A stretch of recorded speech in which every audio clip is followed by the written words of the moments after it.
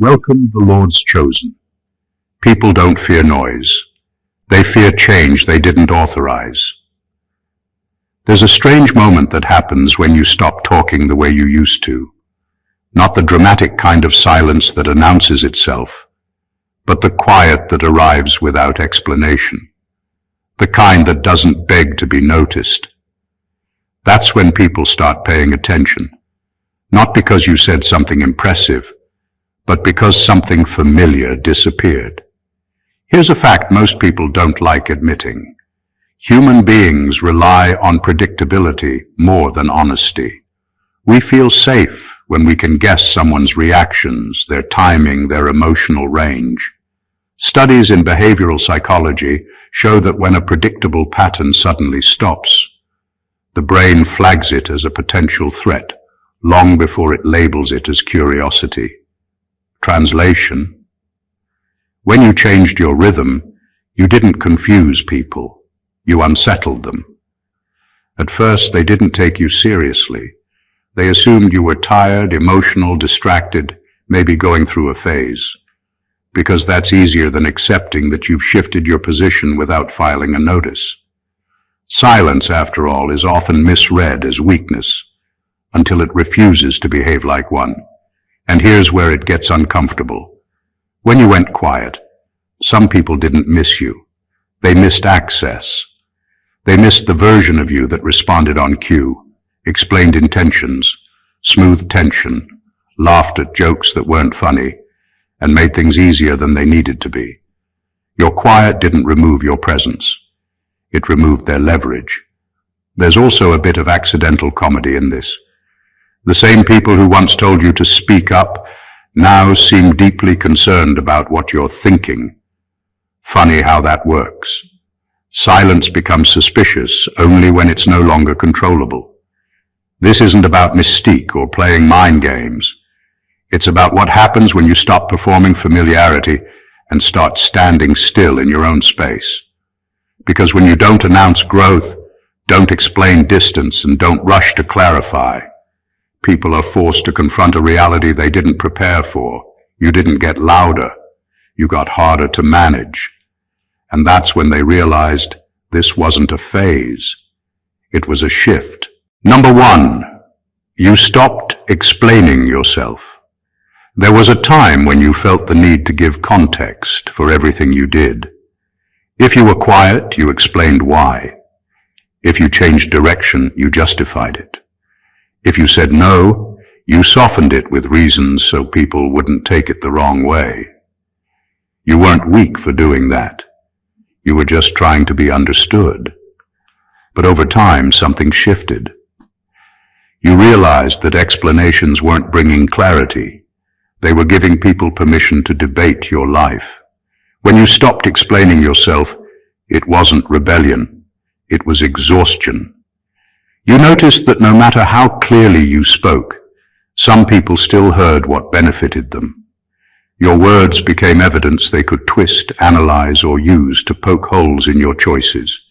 So you pulled your explanations back, quietly, without an announcement. That's when things changed. People started feeling uneasy because they no longer had access to your reasoning. Before they could predict you, they knew if they questioned you long enough, you'd eventually open up and make them comfortable. Now, they're left with outcomes instead of stories, decisions instead of justifications, and that's a harder position to argue with. Here's the truth most don't admit. Explanations invite negotiation. Once you explain, you're no longer just stating a choice. You're offering it up for approval. By stopping, you closed that door. You didn't become rude. You became final. Some people took it personally. They assumed your silence meant arrogance, secrecy, or distance. But what really bothered them was the loss of influence. They could no longer steer your decisions by questioning your motives or pretending concern. Your life stopped being a group discussion. And strangely, that's when respect crept in. Not the loud kind with compliments, but the quiet kind that shows up as caution. People thought twice before crossing lines. They chose their words more carefully, because when someone doesn't explain themselves, it signals confidence. It says, "I know why I'm here, even if you don't." You didn't owe anyone an explanation. You were just reminding them of that. Number 2, you no longer react on schedule. There was a time when your responses were predictable. Messages got replies quickly. Disrespect got immediate correction. Praise got instant appreciation. People knew your timing, and without realizing it, they began to rely on it. Your reactions became part of their routine. That's how access quietly turns into entitlement. Then you stopped reacting on schedule, not out of spite, not to play games. You simply stopped letting urgency bully you. You took time before responding, not because you were calculating, but because you were no longer available on demand. And that small shift caused a bigger disturbance than you expected. When someone is used to instant reactions, silence doesn't feel neutral. It feels like resistance. Your pause interrupted their sense of importance. It forced them to sit with their words, their tone, their behavior, without immediate feedback to guide or soothe them. That waiting period made people replay what they said, second-guess how it landed, and wonder if they overstepped. That's power most people don't realize they gave away until it's gone. You also stopped rewarding bad timing. You no longer responded while angry just to clear the air. You didn't rush to fix misunderstandings the moment they appeared. You let moments breathe, and in doing so, you protected yourself from saying things you'd have to walk back later. Some people read this as distance, others read it as confidence. The difference depended on how much control they thought they had before. Those who benefited from your quick reactions felt unsettled.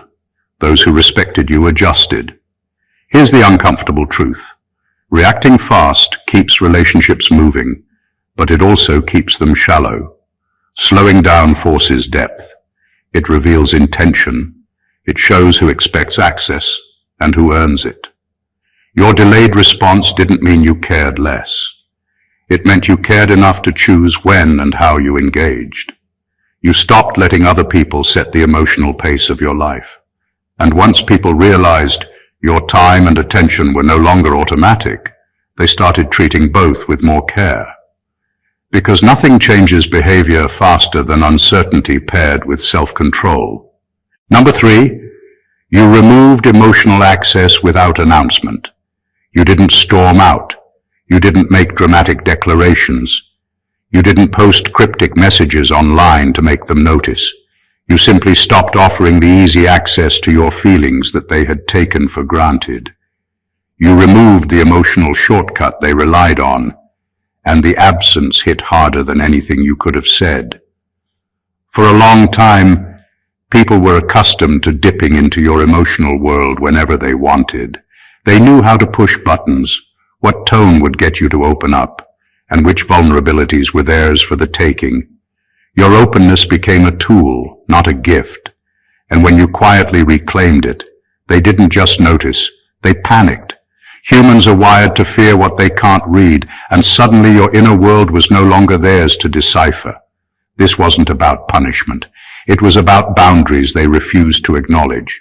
Every time you used to explain, justify, or comfort, you were giving them a map to your inner workings. When you withdrew, the map disappeared. The silence wasn't emptiness, it was clarity. They had to face you without shortcuts, without cues, and without the safety net of access. And the reactions were telling. Some tried to push harder, poke through the quiet, or manipulate your return. Others suddenly treated their words and actions with caution, realizing they no longer had the automatic emotional cushioning. That shift is subtle but seismic. The power balance changes when people can't rely on the easy version of you. Your quiet wasn't cold. It was intentional. You didn't remove yourself entirely. You just made it clear that your emotional energy was no longer a resource for someone else's convenience. They had to earn it. And that's when they realized you weren't just quiet. You were untouchable in ways that mattered. By removing emotional access without announcement, You forced them to confront something they had ignored for too long. They had underestimated you, relied on you too much, and assumed you would always be available. Now they knew better. Number 4, you let people live with their own behavior. You stopped smoothing things over. You stopped excusing rudeness, brushing off disrespect, and explaining away the way people treated you. You stopped intervening in situations where others had already shown their true colors. For the first time, you allowed people to sit in the consequences of their own actions, and it was uncomfortable for everyone involved. Before, you often carried the weight of their mistakes. You clarified misunderstandings, took the blame they tried to pass on, and made excuses for behavior that didn't deserve one. That made interactions easier in the short term, but it also taught people they could take liberties with your time, your energy, and your respect. By finally stepping back, you disrupted that pattern. You stopped being the safety net for their chaos. The effect was immediate. Suddenly people had to face themselves. They had to sit with the awkwardness, the disrespect, and the tension they had previously been able to offload onto you. Without your constant corrections, explanations, or reassurances, they were forced to examine how they behaved when no one was holding their hand. And that realization isn't gentle. It hits like a shock wave. Some reacted with confusion, some with frustration, and others with guilt. They realized that you were no longer their buffer, their mediator, or their emotional crutch. You were present, but present on your terms. And that's what unsettled them the most. They could no longer manipulate the outcome by controlling your response. Letting people live with their own behavior isn't cruelty, it's clarity. It exposes patterns, highlights accountability, and separates those who respect boundaries from those who don't. By refusing to intervene, you made it impossible for them to ignore the impact of their actions. For the first time, they understood that your silence, your distance, and your calm weren't passive. They were deliberate. You weren't allowing disrespect to continue. You were letting reality do the teaching, and reality is far harsher than any words you could have offered. They realized that underestimating you had consequences, and that realization alone made you untouchable in ways they had never anticipated. Number 5, you broke the pattern they memorized. People love patterns because they make life predictable. They like knowing how you will react, when you will respond, and what kind of energy you bring to every interaction. Patterns are comforting, even when they quietly give others control over you. They assumed they knew you, could anticipate you, and that your behavior would always fit into a mold they understood. Then you broke it. It wasn't dramatic. You didn't announce a transformation or post a manifesto. You simply stopped being the version of yourself that fit neatly into their expectations.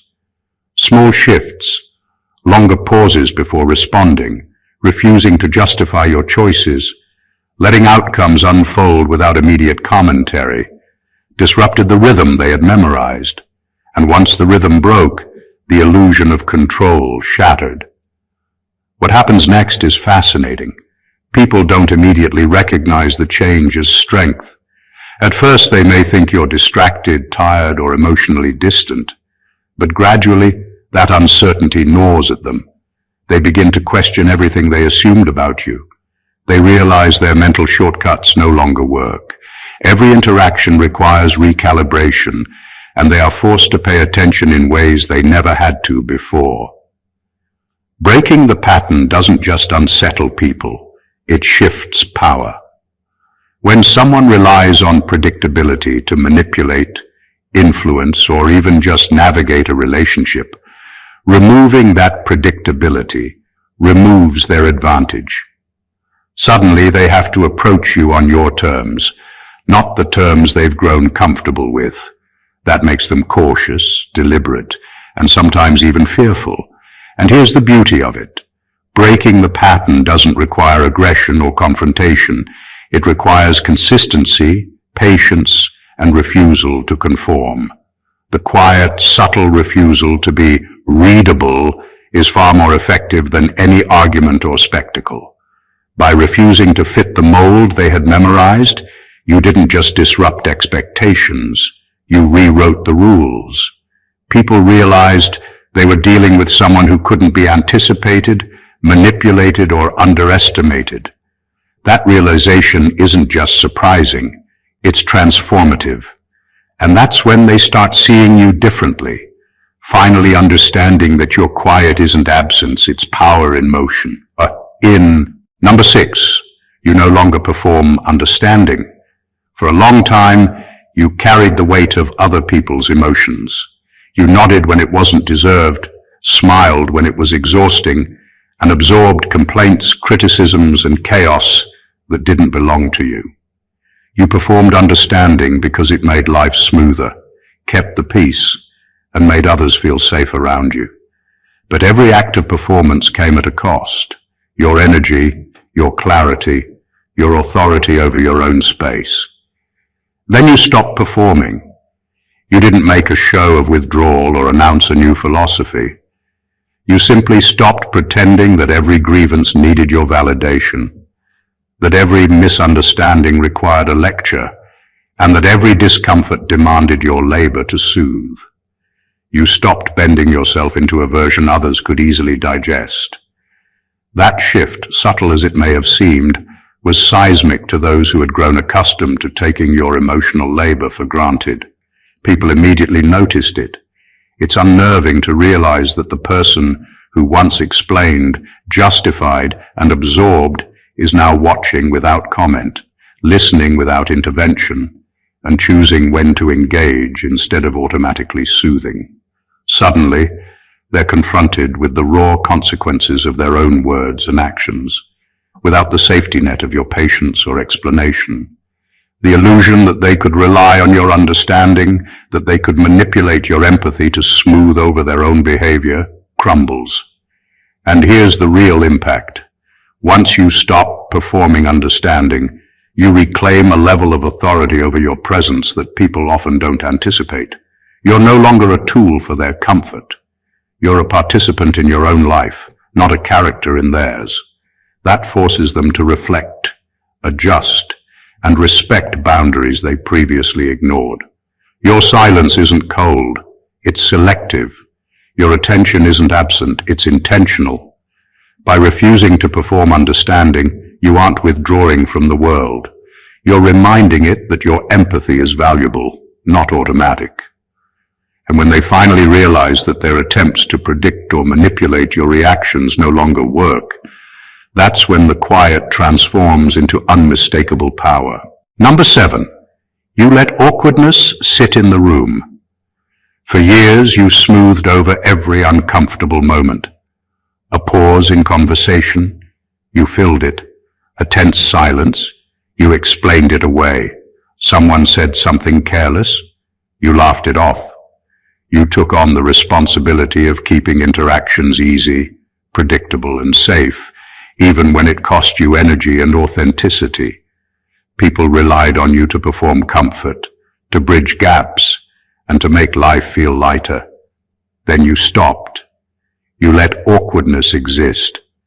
You stopped rushing to rescue conversations, stopped apologizing for things that weren't your fault, and stopped cushioning the consequences of other people's behavior. Silence stretched longer. Pauses became noticeable, and the tension that used to be invisible was suddenly unavoidable. You didn't make a scene, but by refusing to erase discomfort, you made people notice something they'd been ignoring, themselves. The impact was immediate and telling. Some people fidgeted. Others tried to talk over the discomfort, to reclaim the rhythm they were used to. A few even attempted to explain themselves unnecessarily, as if their words alone could smooth the space you were deliberately leaving intact. And there you were, steady, calm, unmoved, letting reality, your reality, exist without interference. This is where power quietly asserts itself. By allowing awkwardness, you forced others to confront moments they previously relied on you to fix. They realized they could no longer manipulate the flow or tone of interactions by expecting your intervention. They had to navigate the tension themselves, and that uncertainty made them cautious, attentive, and even a little intimidated. There's no aggression here, no need for dramatics. Simply refusing to perform comfort or erase friction is enough to reset how people perceive you. You become someone who is present on their terms, not on others' expectations. And when they finally recognize that you aren't smoothing over life for their convenience anymore, they start treating your space, your time, and your attention differently. Letting awkwardness sit is quiet, unspoken, and highly effective. It reveals character, tests patience, and, most importantly, signals that you are no longer available to be managed. That is the kind of power that leaves people unsettled, aware, and ultimately respectful. Number 8, you made your absence more structured than your presence. Before, your presence was predictable. People knew when they could reach you, when you would respond, and what kind of energy you would bring. Your availability, your attention, your reactions. They were all part of a rhythm that others had memorized. They relied on it, often without realizing it, and that reliance quietly gave them influence over your time, your energy, and even your decisions. Then you changed the game. You didn't vanish completely. You didn't abandon responsibilities or cut ties. Instead, you structured your absence with purpose. You decided when and how you would show up. Your attention was no longer automatic. It became deliberate. And that shift, subtle though it may have seemed, disrupted the entire dynamic. People started noticing because they could no longer take your availability for granted. Suddenly, reaching you required timing, patience, and respect. That gap, carefully maintained, made them feel the weight of your presence in a way that your constant availability never had. Absence, when structured, isn't emptiness, it's influence. It forces people to pause, reflect, and recognize your value. When your presence is predictable, it becomes background noise. But when your absence is intentional, it creates tension, anticipation, and respect. People begin to measure their words, their actions, and even their expectations, because they realize you are no longer a resource to be consumed at will. The brilliance of this strategy is in its quietness. You don't announce it. You don't make it a spectacle. You simply calibrate your involvement, letting your absence speak louder than any words ever could. And the result is immediate. Those who once assumed control over your attention now find themselves adjusting, recalculating, and respecting boundaries they previously ignored. By making your absence more structured than your presence, you flipped the script entirely. You showed that your attention is valuable, that your time is yours, and that your energy is not a commodity. And that realization is far more powerful than any confrontation, any speech, or any explanation could ever be. People finally understood. They weren't just missing you.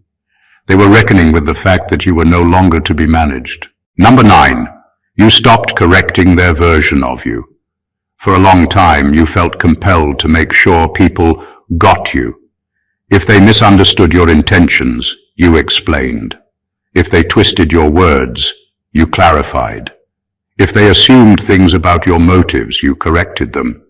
You spent energy shaping their perception, smoothing the edges of their assumptions, and polishing the version of yourself they held in their minds.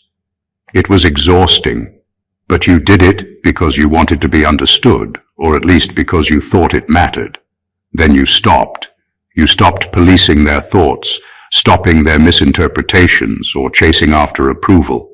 You stopped bending yourself to fix their flawed perception. You didn't make a show of it.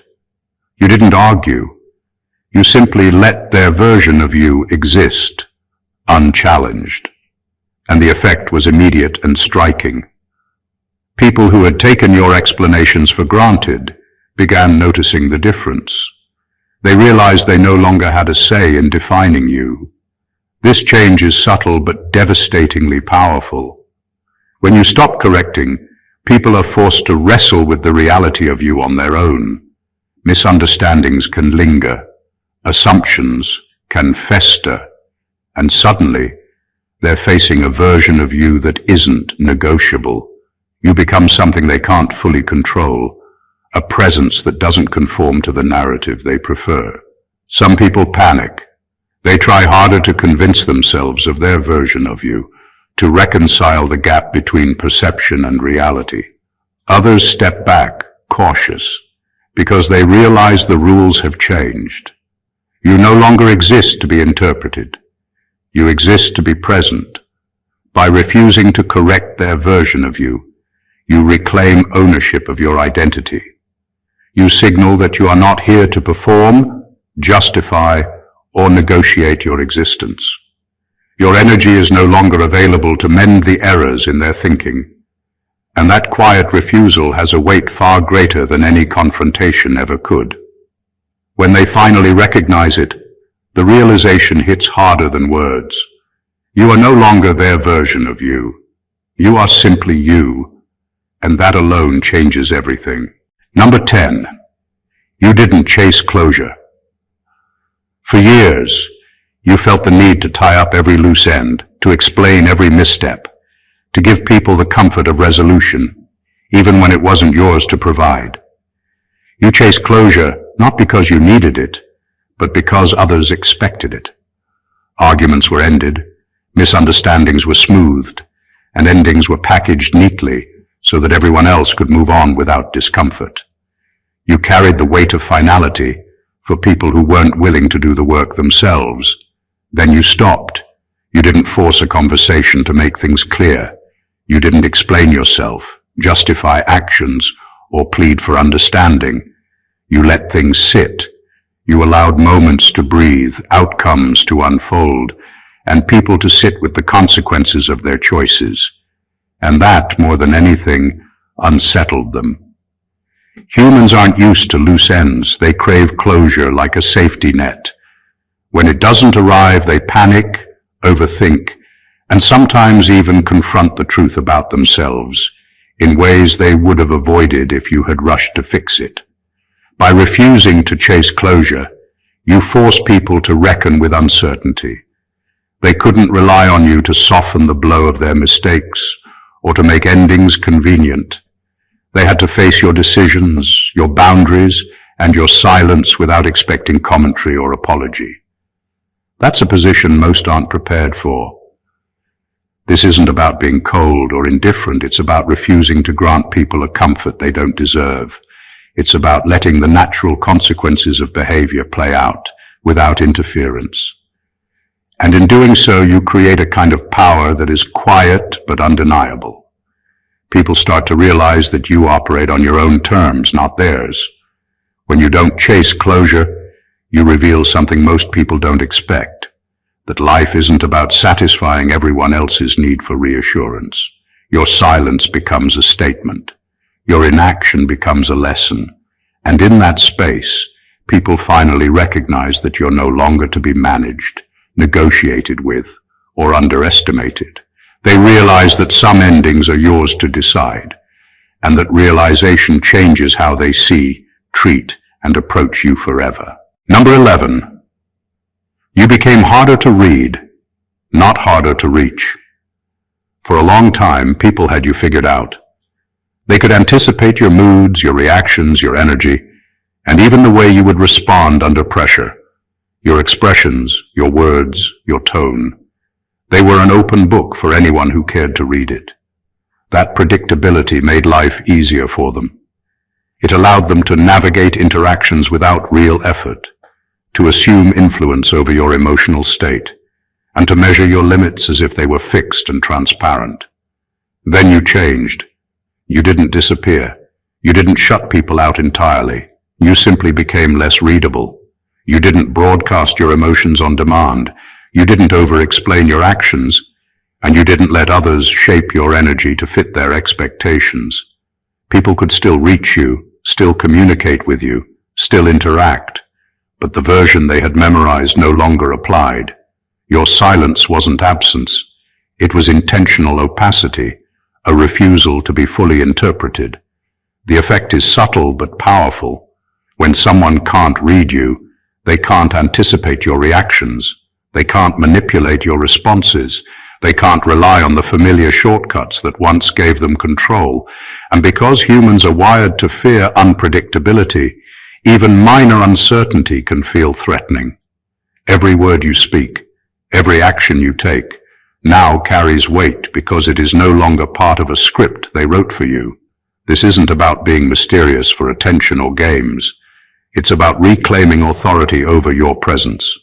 By being harder to read, you force people to engage with you on your terms, to respect boundaries, and to measure their words and actions carefully. It's a quiet assertion of power that doesn't require confrontation, drama, or noise. When they realize they no longer have automatic access to your inner world, the shift is undeniable. Respect replaces assumption. Caution replaces entitlement. And slowly, deliberately, they come to understand that you are no longer the predictable person they thought they knew. You are fully yourself, untouchable by their expectations, and unshakable in your autonomy. Number 12. You let time do the talking instead of urgency. For years you felt pressured to respond immediately, to fix things in the moment, and to prove yourself through quick reactions. Urgency became a habit, and people began to rely on it. They assumed that your attention, energy, and presence were instant resources, always available to smooth over problems, answer questions, or validate their perspectives. That expectation gave them quiet control. They knew you would act, and they could plan around it. Then you stopped. You let time do the talking. You didn't rush to prove points, clarify misunderstandings, or assert your position immediately. You allowed situations to unfold, conversations to linger, and outcomes to emerge naturally. It wasn't laziness or indecision. It was deliberate patience. And in that patience, power quietly shifted. People realized that your validation wasn't automatic, your reactions weren't guaranteed, and your approval wasn't something they could demand. The impact is subtle but profound. When you don't respond in urgency, it forces others to live with their words, actions, and choices without instant mitigation. They have to process reality on their own, without the comforting buffer of your immediate intervention. That pause creates reflection, tension, and sometimes even fear. People start to reconsider how they interact, how they speak, and how they behave, because they can no longer rely on quick fixes to smooth over their mistakes or assumptions. By letting time speak, you also protect yourself. You stop reacting from impulse or emotion, allowing clarity, strategy, and boundaries to guide your actions.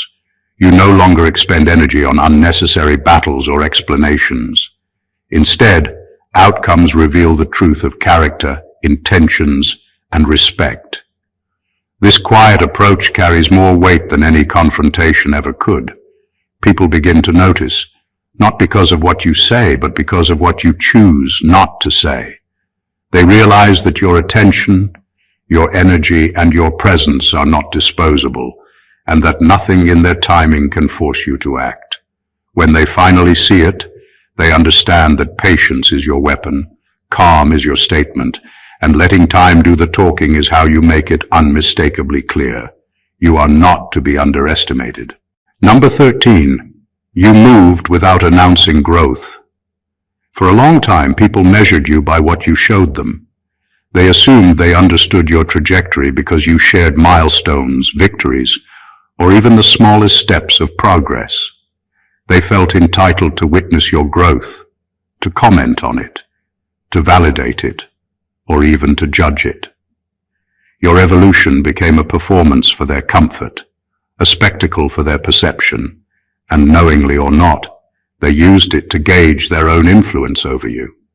Then you changed. You moved forward without announcing it. You didn't post updates, explain your progress, or signal your achievements. You didn't feel the need to showcase that you were advancing, learning, or becoming stronger.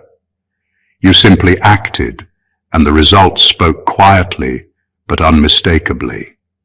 This silent growth caught people off guard. They realized that while they were busy analyzing, doubting, or assuming, life was happening around them, and you were not waiting for their recognition to move forward. This is the subtle power of unannounced growth. It removes their ability to manipulate perception. When you no longer inform others about your progress, you stop playing into their expectations, their judgments, and their need to compare. Your evolution becomes uncontestable, inevitable, and undeniable. People can't debate it because it doesn't need explanation. It exists. It happens. And it forces them to catch up or accept that they are witnessing change they can't influence. Moving silently also shifts how they perceive your energy. You are no longer performing for approval or understanding. You are operating from authenticity and self-determination. That realization is disorienting for those who assumed they had insight into your life. It subtly rewires their expectations, making them cautious, reflective, and ultimately respectful. By refusing to announce growth, you demonstrate that real change doesn't seek validation. It doesn't need applause. It simply reshapes your life, your path, and your boundaries. And when people notice the transformation, they realize too late that you were never performing for them. You were building, evolving, and becoming someone they underestimated. That is the quiet shock of true power. Number 14. You didn't return the same person. People are often comfortable with repetition. They expect consistency in ways that benefit them, predictable moods, familiar reactions, and behaviors they've learned to navigate. They assume that even if you change, the core version of you will remain recognizable, malleable, and manageable. They think that the quiet, the distance, or the subtle shifts are temporary, and that eventually you will return to the version they know, the version they can influence, the version they can predict. Then you didn't. You came back, but you weren't the same person they had memorized. Your tone was clearer, your boundaries sharper, and your presence more intentional. The patience, silence, and distance you cultivated weren't empty. They were recalibration. You had grown, evolved, and changed in ways that were visible not through words or announcements, but through the weight and clarity of your energy. People immediately noticed. Not everyone welcomed it. Some were unsettled, some intimidated, and some quietly panicked because they realized that their assumptions, expectations, and influence no longer applied. This is where quiet power becomes undeniable. Change doesn't have to be loud to be shocking. By simply returning as a refined, more decisive version of yourself, you made it clear that your life is yours to shape, and that you are no longer accountable to the perception, approval, or control of others. They can no longer predict your reactions, manipulate your choices, or lean on the version of you they once knew. The brilliance lies in subtlety. You didn't need to announce transformation, demand respect, or prove strength. Your presence, slightly altered, was enough to shift the dynamic completely. They had to face the reality that the person they thought they knew no longer existed, and that the person before them now moved with intention, clarity, and autonomy. Returning as someone new isn't just growth, it's a declaration. It says without words that you've evolved beyond expectation, that you no longer perform for others, and that you are no longer to be underestimated. And that realization, more than anything else, commands respect. When you've been quiet for a while, it's easy for others to assume you've softened, retreated, or even weakened. But the truth is far more powerful. Every pause, every delay, every refusal to explain, perform, or rush. These are not signs of absence. They are signals of transformation. You've stopped giving people the scripts they relied on, the shortcuts they took for granted, and the control they quietly assumed over your energy and attention. By letting silence speak, letting time unfold, and moving without announcement, you've shifted the dynamic in ways that are impossible to ignore. The people around you have started to notice. They sense the boundaries you've enforced, the patience you've claimed, and the growth you've quietly achieved. They realize that the person they once understood no longer exists in the same way, and that quiet, deliberate change is what makes you impossible to underestimate. Power doesn't always roar. It often whispers, waits, and transforms quietly, leaving the world to catch up. Remember, every act of restraint, every moment of thoughtful distance, and every instance of refusing to perform for others is not a loss. It's mastery. You've become someone who operates on your own terms, someone whose presence demands respect without explanation, and someone whose evolution cannot be contained or predicted. That is the essence of being unshakable. If this resonated with you and you want more insights that challenge how you think, empower your presence, and sharpen your edge, make sure to subscribe to the channel. Hit the like button, share this with someone who needs to hear it, and drop a comment below with your thoughts. Every action you take here helps us create content that pushes the boundaries and gives you the clarity to navigate life on your own terms. Don't just watch, engage, grow, and join the conversation. Merry Christmas, and stay blessed always.